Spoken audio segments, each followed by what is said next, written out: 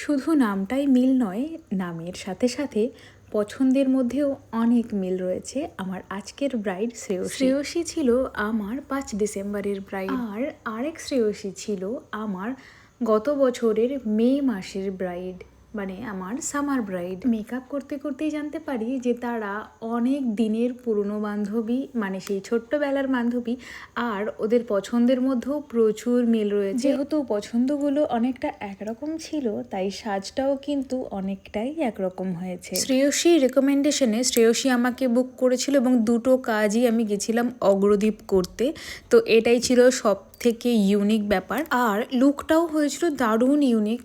আমি বলি যে প্রত্যেকে পছন্দটা একরকম হতে পারে, কিন্তু সবার ওপরে সেই লুকটা সেমভাবে আসবে না। যেরকমভাবে সেম লিপস্টিক সবার স্কিনে একরকম লাগে না, প্রত্যেকের স্কিন অনুযায়ী শেডগুলো ডিফারেন্ট হয়ে যায়। সেরকমই ব্রাইডরা যে রেকমেন্ডেড একটা লুক দেখায়, একটা রেফারেন্স পিকচার দেখায়, তার থেকে তাদের যে রেজাল্টটা হয় একটু ডিফারেন্ট হয়, বিকজ ওদের ফিচার্সের উপরে নতুনভাবে সেই মেকআপ লুকটা ফুটে ওঠে। আমি চেষ্টা করি ফেসিয়াল যে স্ট্রাকচার আর তার পছন্দ, এই দুটোকে মেল করে একটা কাজ করার, আর এই ক্ষেত্রেও সেটা করেছি।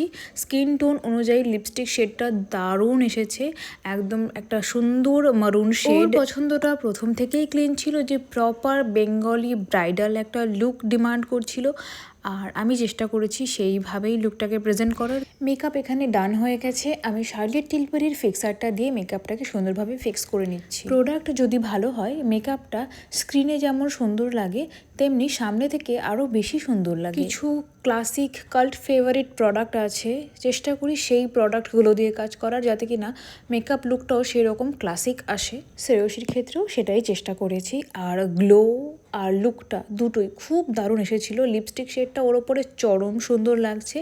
ওভারঅল রেজাল্টটাতে ও খুব হ্যাপি, আর আমিও কাজটা করে ভীষণ হ্যাপি যে রেজাল্টটা আমি দেখতে পাচ্ছিলাম চোখের সামনে।